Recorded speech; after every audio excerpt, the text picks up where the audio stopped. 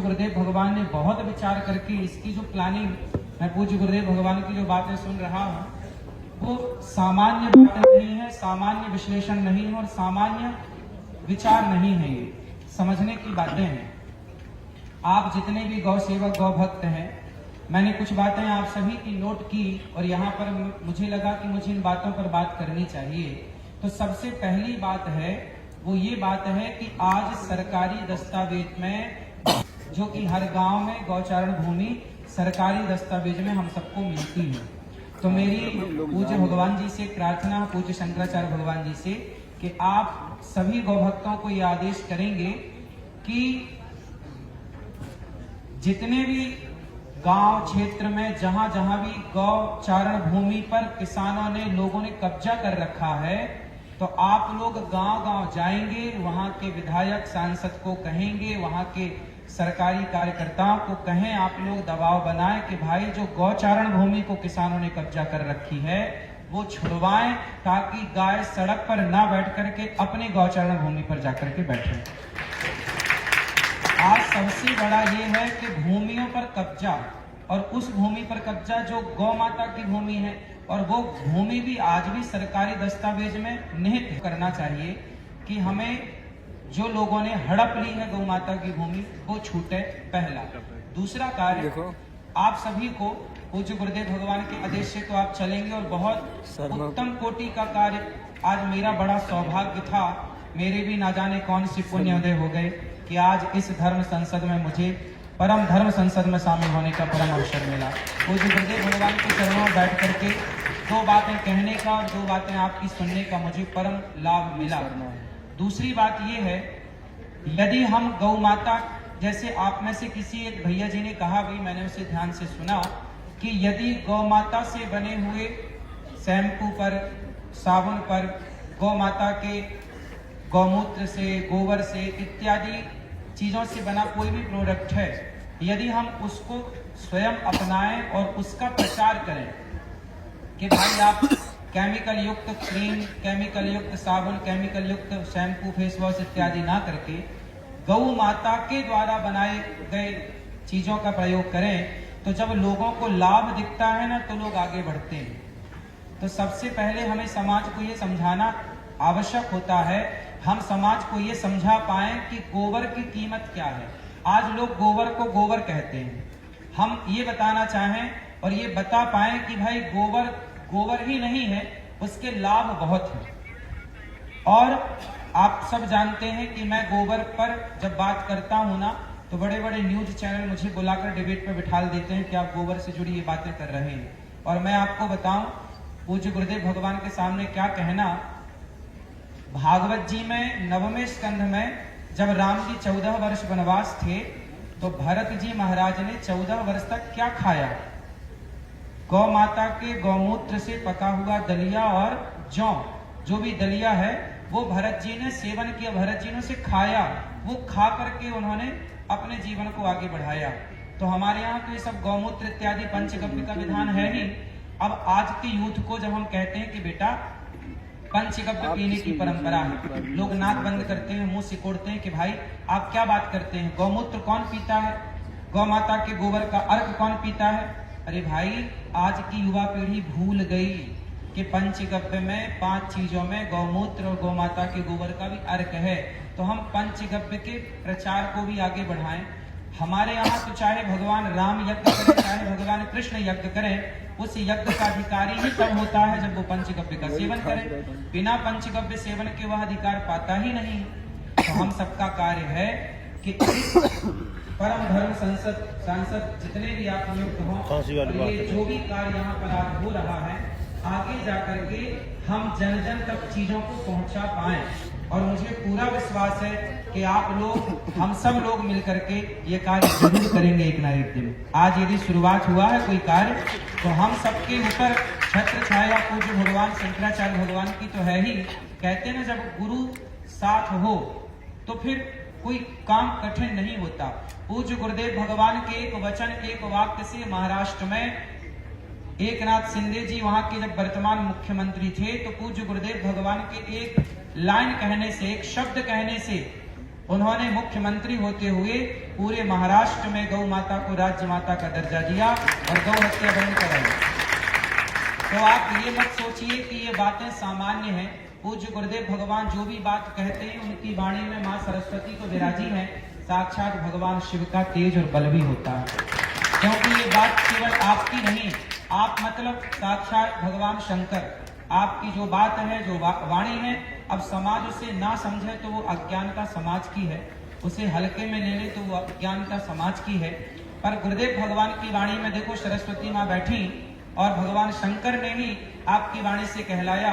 और देखिए महाराष्ट्र इस बात का गवाह बना, पहला राज्य बना पूरे भारत का जहां गाय को राज्य माता का दर्जा मिला और पूरा जो श्रेय जाता है पूज्य गुरुदेव भगवान को श्रेय जाता है। यूपी में भी मिल सकता है, बिहार में भी। मैं बिहार कथा करने गया तो वहाँ एक मंत्री आए। जब से पूज्य गुरुदेव भगवान का सानिध्य मिला है मेरा भी बल बढ़ा है और जहां जहां मैं जाता हूँ वहां गौ माता की बात अवश्य करता हूं। मैंने एक मुख्यमंत्री को बुलाया, तो मुख्यमंत्री के जो मंत्री थे, एक बार मध्य प्रदेश में कथा करने गए तो वहां के मंत्री जी आए और बिहार में गया तो वहां के मंत्री जी आए। मैंने माइक दिया भरे पंडाल में और कहा कि आप कहो कि आप गाय को राज्य माता का दर्जा देंगे। उन्होंने कह तो दिया, आगे करें ना करें हरी इच्छा है, लेकिन जब प्रयास शुरू हुआ, जब हम सब कहने लग जाएंगे तो एक ना एक दिन कहते कहते कहते जरूर जनता की बात जनार्दन जरूर सुन लेते हैं और जरूर वो कार्य होता ही होता है। इसलिए गाय एक चिंता का विषय तो है ही, जिस पर आप सब चिंतित हैं। पूज्य गुरुदेव भगवान दिन रात चिंतित हैं। पूज्य गुरुदेव भगवान के पांव के फफोले हमने देखे हैं जब पैदल यात्रा इन्होंने भगवान गिरिराज जी के चरणों से स्टार्ट की और इनकी यात्रा से ही आज हम सब इस प्रयागराज के महाकुंभ में ये सब बात कर पा रहे हैं। आज मुझे ये सब देख कर के बहुत खुशी हुई कि चलो इस धरा पर कोई तो है जो गाय को लेकर कितना चिंतित है। वरना लोग करते हैं हफ्ता 2 हफ्ता महीना 2 महीना कह के सब भूल जाते हैं, सब बातें रह जाती हैं, धरी की धरी रह जाती हैं।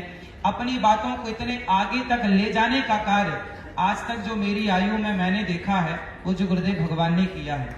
इसके पहले किसने किया होगा मुझे नहीं पता, पर मेरी जानकारी में तो पूज्य गुरुदेव भगवान ने ही केवल कहा नहीं, उसको किए जा रहे हैं। किसी का डर नहीं, किसी का दबाव नहीं, किसी के दबाव में ये आते नहीं। ऐसा ही हमें चाहिए। अभी जैसे बात चल रही थी विकल्प की, आज जितनी भी पार्टियां हैं किस किस की बात करें और किस किस का नाम लें। सबसे बड़ी बात यह है कि सारी पार्टियों के हाथ गौ माता के खून से सने हुए हैं। इसके लिए सबसे बड़ा समाधान यही है। अभी विकल्प तो गुरुदेव भगवान देंगे, लेकिन अब वोट यदि व्यक्ति डाले तो किसे वोट दे ये समझ नहीं पा रहे हैं। क्योंकि जहां वोट जाए उसके पहले आप इतिहास आजादी से आज तक को उठा लीजिए, कौन सी पार्टी ने गौ हत्या बंद कराई, किसने बात कही गौ हत्या बंद करने की। बात कहो तो अपने कान बंद करके वो लोग भाग जाते हैं। तो किससे बात कही जाए। सबसे बड़ी बात ये, अभी तक कोई विकल्प नहीं, अभी विकल्प तैयार नहीं हुआ। अब पूज्य गुरुदेव भगवान यदि आज्ञा करें तो एक ऐसा विकल्प भी हो जो बात शुरू तो हो, कम से कम जहां पर ऐसी बातें स्टार्ट हो जहां पर नोटा विकल्प नहीं है। भाई नोटा को वोट जाके क्यों वेस्ट की जाए वोट, भले 10 वोट मिले पर गौ भक्त को ही वोट मिले। शुरुआत तो हो,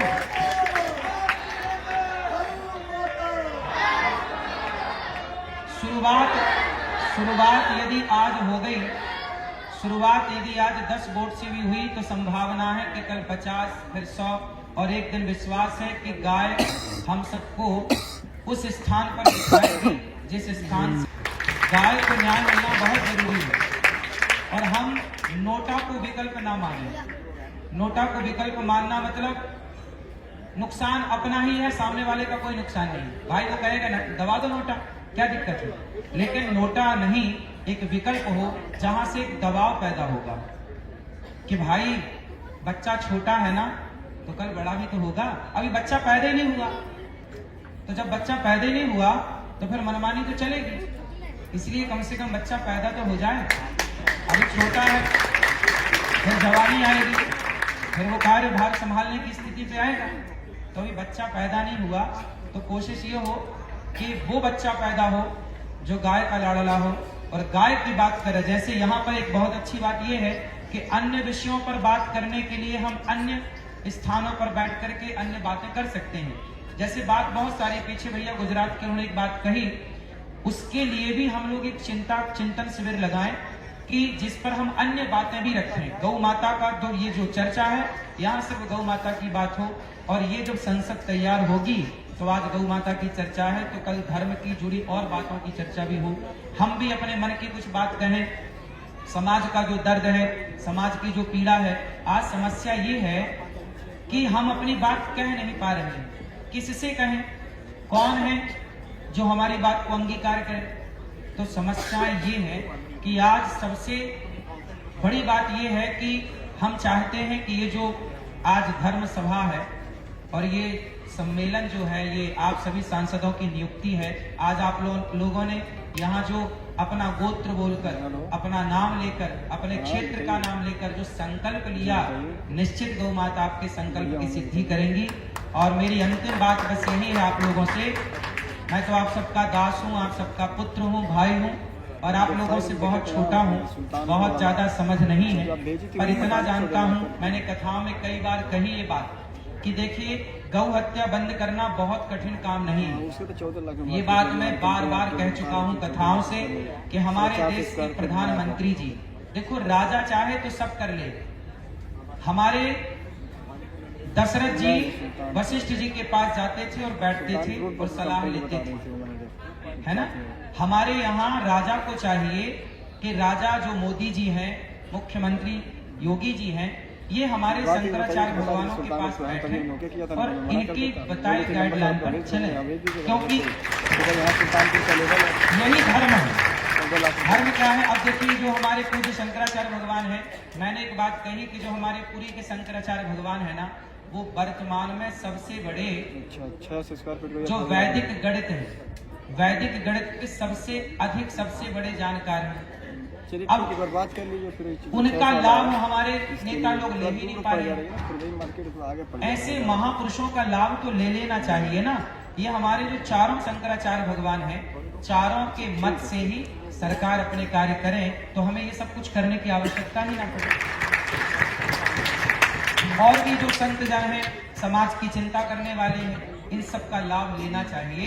और मैंने कहा कि यदि मोदी जी 500 का नोट बंद कर सकते हैं, 1000 का नोट बंद कर सकते हैं, तो आकर कह दें कि भाई कल से गौ हत्या बंद। कौन माइक का विरोध करेगी? समस्या खत्म।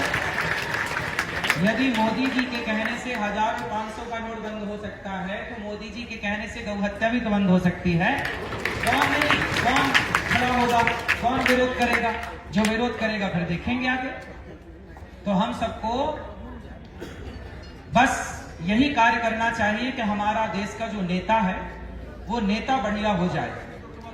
यदि वो नेता ही बढ़िया हो गया तो फिर सब बढ़िया हो गया। तो बस यही बातें हैं कि राजा ही नहीं चाह रहे हैं कि गौ हत्या बंद हो। चाह लिया ना तो नोट बंद हो गए, चाह लिया ना तो मंदिर बन गया, चाह लिया ना तो धारा 370 हट गई। यदि चाह लिए ये सब कुछ तो पता नहीं भगवान कब उनके मन में ये प्रेरणा देंगे, गौ माता कब प्रेरित करेंगे, वो कब चाहेंगे कि भाई वो कौन सा दिन होगा जब वो 8 बजे रात्रि को आकर ये कहेंगे आज से गौ हत्या बंद, अब कोई नहीं करेगा। उस 8 बजे रात्रि का इंतजार है। जब तक वो रात्रि नहीं आती तब तक अच्छा देखिए, पूज्य गुरुदेव भगवान जो कार्य कर रहे हैं, ये सारे कार्य का केवल एक ही लक्ष्य है कि शायद उनके कान तक ये बात पहुंचे। यदि पहुंच जाए तो संत तो सदा सबका भला करने वाले रहे हैं, संत तो सदा सबका मंगल चाहने वाले रहे हैं। ऐसे पूज्य शंकराचार्य भगवान के चरणों में दास अनुद्ध का कोटि कोटि नमन। मेरी वाणी से कोई अपराध बना हो तो पूज्य भगवान क्षमा करें। आपके चरणों में कोटि कोटि दास।